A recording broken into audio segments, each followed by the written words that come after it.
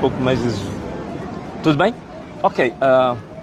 Muito bem. Olha, primeiro, obrigado pela vossa presença aqui, chamados assim de emergência para cá estar presente. A nossa questão fundamental hoje queria dar a conhecer a comunicação social nacional e internacional e ao povo moçambicano também que acabo de fazer uma submissão à Assembleia da República, para a Presidente da Assembleia da República e também para as 4 bancadas.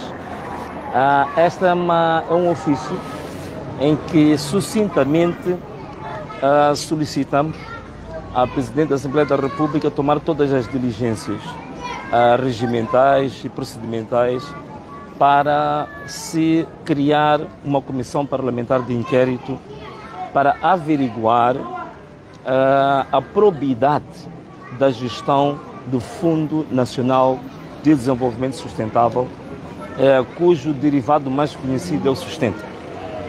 E esta questão que estamos aqui a fazer por 2 razões. Primeiro, porque é um assunto que eu particularmente, como deputado, há cerca de 2 anos, levantei este assunto ao nível da Assembleia da República em 2 ocasiões e também nas minhas comunicações nas plataformas digitais, já escalpelizei esse assunto. Nas últimas semanas, o assunto ganhou uma dimensão, digamos, mais mediática, em face do pronunciamento ou do posicionamento do atual Ministro da Agricultura, que dizia que não conhecia o projeto Sustenta. Então isto levantou um debate acérrimo. E eu então achei por bem não só estar no debate teórico e debate midiático, mas passar por uma ação que tenha efeitos um pouco mais concretos e tangíveis. É que se temos um fundo público com fortes indícios de ter sido mal usado, mal gerido, cuja gestão a ter este momento indiciária ter sido extremamente danosa para o bem público, então temos possibilidades de, ao nível do Parlamento, se averiguar até que ponto esta percepção generalizada ela corresponde à verdade ou não. Então, para esse efeito, a minha contribuição foi juntar todos os elementos de prova, tanto os relatórios que existem do Tribunal Administrativo, artigos dos jornais, outro tipo de informação e de documentos disponíveis, juntar e sistematizar toda esta informação, colocar à disposição da Assembleia da República para, avaliando a fundamentação que a gente apresenta aqui, verificar a possibilidade de se abrir uma comissão parlamentar de inquérito para averiguar até que ponto existe ou não probidade na gestão, digamos, do Fundo Nacional de Desenvolvimento Sustentável. Algumas das evidências que nós recolhemos são evidências das quais vêm de instituições, digamos, insuspeitas, como, por exemplo, o Tribunal Administrativo. Temos 2 relatórios de auditoria de 2020 e de 2021. Vemos vários artigos de centros de pesquisa também muito credibilizados, como a OMR, o CIP e vários jornais nacionais também que fizeram trabalhos de campo de pesquisa particular. E também a última questão que coloco tem muito a ver com a distinção entre o que é o Fundo Nacional de Desenvolvimento Sustentável, o que é o Sustenta e o que é os outros projetos particulares, porque existem vários, não é? Existem vários. Normalmente a gente fala destes 2, mas existe o MOSBio, MOSLand, o Landscape, o Red Data List. Portanto, são vários projetos que estão na umbrella do Fundo Nacional de Desenvolvimento Sustentável. Portanto, este é o primeiro ponto. O segundo, não só submeti para a criação desta comissão parlamentar de inquérito, mas também submeti hoje ao Procurador-Geral da República, porque existem indícios, naturalmente, de gestão danosa, ser gestão danosa, gestão criminosa. E ser gestão criminosa significa que a Procuradoria-Geral da República tem, digamos, todos os instrumentos legais para dar impulso, digamos, a uma investigação e ver se há matéria indiciária suficiente para a abertura de um processo e começar. Portanto, são duas dimensões em que tratei a questão do Fundo Nacional de Desenvolvimento Sustentável ou mais conhecido pelo projeto mais famigerado, que é o Sustenta.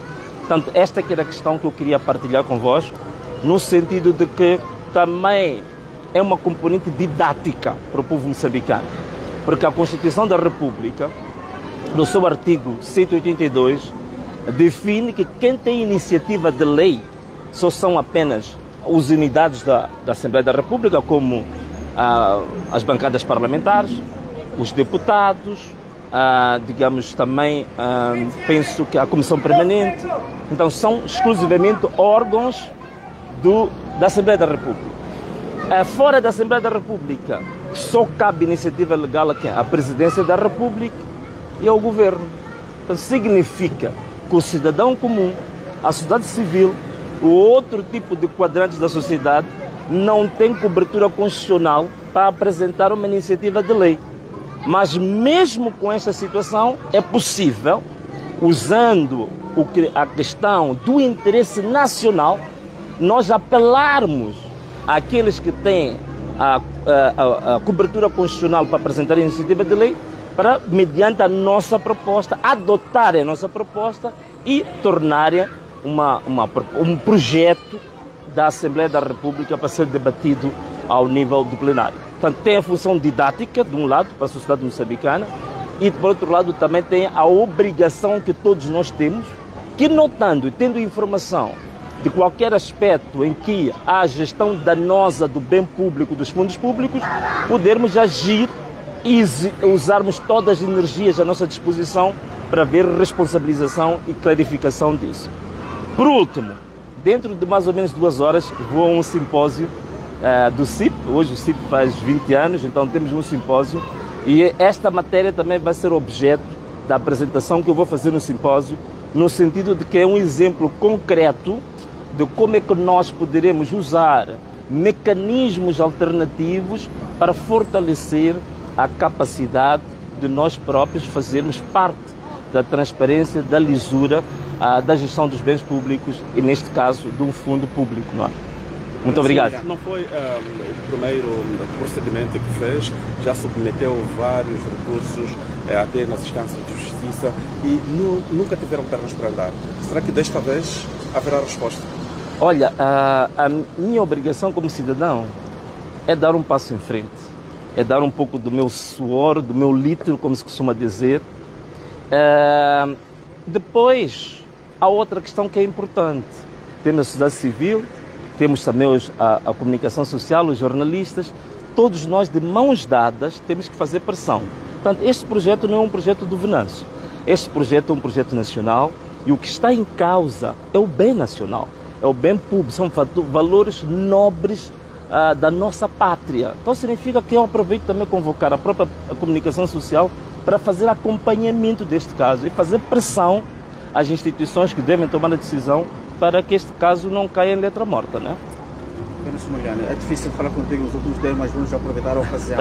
Há algumas questões pendentes. A primeira, há quantas andas o processo da criação do seu partido, numa altura em que a Justiça recomenda algumas correções aqui e acolá? Eu quero, por favor, nos deixar claros que correções são essas e como está a acontecer isso até agora. Muito bem, obrigado. Olha, o ofício que nós recebemos do Ministério da Justiça tornou-se público, portanto foi publicado, penso que está na gestão. O que eu posso garantir é que nós há uma resposta ao ofício do Ministro e neste momento estamos à espera da resposta final. Podes-me perguntar, mas que resposta que vocês deram é que também neste momento houve necessidade de haver alguma reserva, tanto da parte do Ministério, se forem ver, o próprio Ministério praticamente reserva-se muito a entrar em detalhes. Então nós também queremos ser leais a esse princípio, mas muito brevemente vamos ter a resposta do Ministério. Mas nós já submetemos a correção de todas as irregularidades que foram indicadas pelo Ministério da Justiça. E segue o processo de diálogo nacional inclusivo, fala-se tanto que a Assembleia deve fazer parte. Já foi contactado por quem de direito, o Presidente da República, assim como a Comissão Técnica, tem interesse de fazer parte. E, por outro lado, a questão do Conselho de Estado, por inerência, a Assembleia já lá deve estar.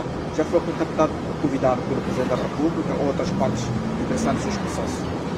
Não, ainda não fui contactado, não fui notificado de forma alguma sobre a Comissão Técnica, tanto a questão do Conselho de Estado também não, mas em relação à Comissão Técnica, no último encontro que nós tivemos na Presidência da República, nós colocamos esta questão perante o chefe do governo e também os facilitadores, que nós, apesar de ainda o nosso partido estar em processo ainda de registro, nós tínhamos manifestado interesse de alguns membros do nosso próprio projeto político integrarem a Comissão Técnica.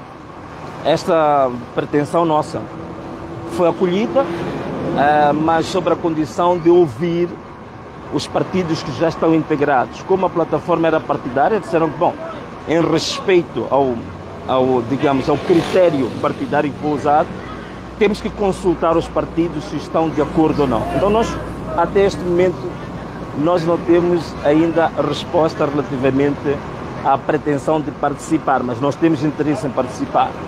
Em relação ao Conselho de Estado, sim, o Conselho de Estado não é uma questão, discutível, não é um almoço grátis, portanto não é nenhuma generosidade, é por direito.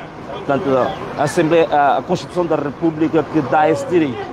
Agora, ainda não fui notificado até este momento, não sei as razões concretas disso, mas se vou, talvez essa pode ser outra pergunta, se eu vou tomar assento ou não, essa é uma matéria também está em reflexão.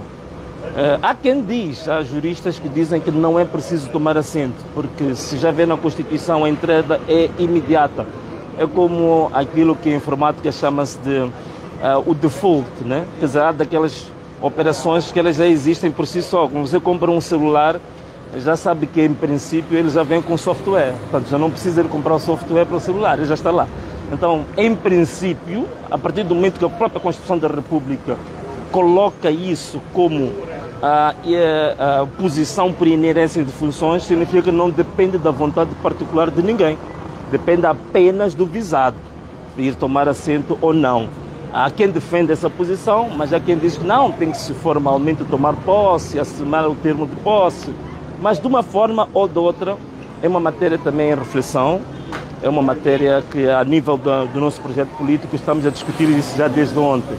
E hoje vamos ter mais um encontro que é para concluir o nosso posicionamento definitivo relativamente a isso. E sobre os últimos 2 encontros que manteve com o Presidente da República, levantaram grande curiosidade para os seus seguidores. Será acertado algum acordo com o Presidente da República, do ponto de vista de segurança, da sua própria integridade física? Não. Em relação à minha pessoa, aproveito até agora as câmaras de televisão e eu vi aí um entertainment, um apresentador de televisão até a fazer uma piada, dizer que o meu operador esteve lá a entrevistar o Venâncio, se eu estivesse lá eu ia perguntar ao Venâncio se ele comeu ou não comeu. Quer dizer, no sentido de que houve algum benefício particular para mim. Quero vos garantir aqui, de olhos bem abertos, é olhar sem nenhum receio.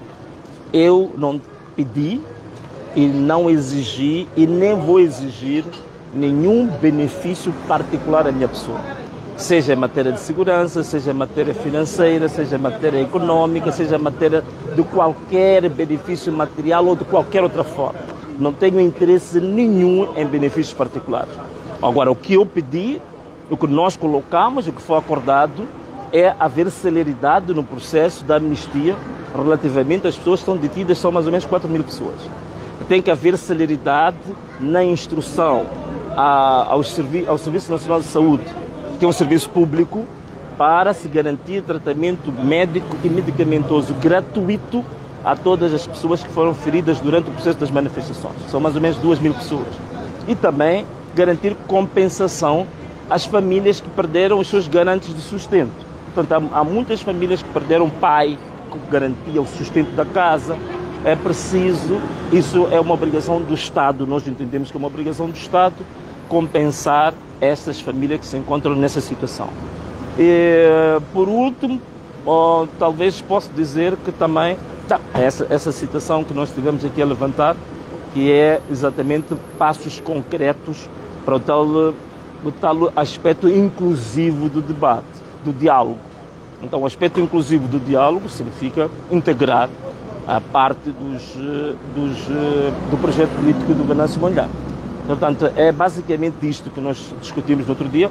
Outro aspecto importante que esse se concretizou, os outros estão pendentes, portanto, até esta altura ainda não estão operacionalizados, mas também houve um comunicado em que o comunicado fez referência que havia necessidade de o espírito do diálogo a nível central ser transmitido também para nível das províncias e dos distritos. Significa que o meu projeto político a nível dos meus coordenadores provinciais e distritais, a partir daquele comunicado, ficavam com mandato de submeterem ofícios aos governadores provinciais, aos secretários de Estado, para terem encontros para operacionalizar os consensos, sobretudo na matéria de segurança. E isto já foi feito em todas as províncias, já submetemos cartas em todas as províncias para que comece também esta coordenação, não só a nível central, mas também a nível da província e do distrito, como forma de, em definitivo, nós garantirmos a estabilização, a paz e a tranquilidade no território nacional a todos os níveis. No entanto, o documento já foi assinado com a sua ausência. O diálogo político foi assinado a 5 de novembro, não era de março. 5 de março. 5 de março foi no Portanto, dia... Não estava, não fez parte. Assim não fiz parte, porque nesse dia eu estava a sofrer um atentado, né? Não tinha como estar a assinar o acordo e ao mesmo tempo estar a esquivar as balas da UIR. Portanto, foi um dia que ali no Expresso, a caravana que eu vinha, em que estávamos praticamente festejando, estávamos ali praticamente ovacionando com a população. Portanto, era um festejo, era um cortejo, digamos, de festejo com a população, cantando. A UIR atacou com balas verdadeiras, vocês sabem as vítimas que foram causadas, e eu estava naquele dia naquela caravana. Foi assinado este acordo com a sua ausência, não participou do diálogo? Não participei do diálogo, ainda não participei até este momento. E eu, como estava a dizer, que havia interesse em meu projeto político fazer parte deste diálogo. Nós colocamos esta pretensão no último encontro que nós tivemos na presidência da República. Portanto, até este momento não há resposta em relação a isto. Yeah. Ok, muito obrigado, tá bem? Fiquem bem, já, tá bom. Estamos juntos. Tá, até já.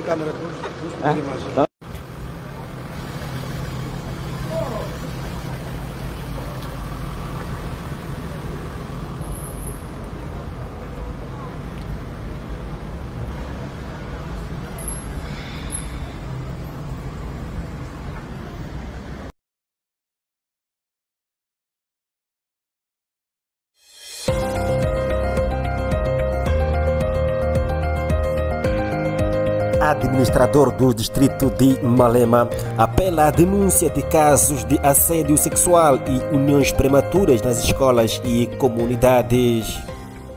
Residentes da localidade de Niance agastados com a demora da ligação da corrente elétrica. Diretor Provincial de Educação de Nampula visita os distritos de Lalaua e Mecuburi. Comerciantes informais do mercado municipal Mtvazi B clamam pela retirada nas bermas da estrada. Boa noite, estes são os principais tópicos da presente edição informativa do Infomalema da OTV. Acompanhe o desenvolvimento destes e mais assuntos nos próximos minutos. Boa noite, bem-vindo ao Info Malema da OTV. Esta é a 7ª edição do jornal Info Malema. Vamos à página de reportagem. No âmbito da celebração dos 50 anos de independência de Moçambique, o governo do distrito de Malema projeta filmes que retratam a luta da independência de Moçambique. Esta reportagem é trazida pela colega Zamilda Antônio. Estamos no campo do ferroviário, onde está a se projetar um filme que relata os 50 anos da independência de Moçambique. O nosso interlocutor fala sobre o significado deste filme, da projeção deste filme e dos 50 anos da independência de Moçambique. Esses filmes que estamos a mostrar hoje são filmes que ilustram a luta armada. Passaram muitos combatentes a combater contra o colonialismo português. Os filmes começam com a colonização colonial portuguesa, depois vem os acordos de Lusaka, depois vem, portanto, a independência. Portanto, foram muitos soldados que tomaram durante a Armada. E começou no dia 25 de setembro de 1964, em Cabo Delgado. Qual era o objetivo? Era para libertar o homem e a terra. Hoje, aqui em Malema ou em Moçambique, assistimos tanto à chama da unidade. Essa chama ilustra a união de todos os moçambicanos. Hoje estamos a mostrar que, afinal de contas, passaram muitas fases da independência. O secretário da CLINI, a nível do distrito, exorta aos jovens para continuarem a trabalhar para o desenvolvimento econômico de Moçambique. A mensagem que eu deixo é unir a união, a produção, o comércio. Não podemos sempre exigir ao governo para dar um emprego. O primeiro emprego é a produção. Então, esses 50 anos que nós estamos a comemorar, estão nos ensinar, afinal de contas, os jovens também devem estar empenhados na produção. Então, temos que ser todos unidos. Os jovens não podem ter uma divisão. Os jovens devem ter iniciativas em Moçambique. Esta atividade de projeção destes conteúdos vai continuar até o dia 25 de junho, dia em que celebra-se o jubileu da independência de Moçambique. Jamilda Antônio, Gerry da Joana, OTV. E os munícipes da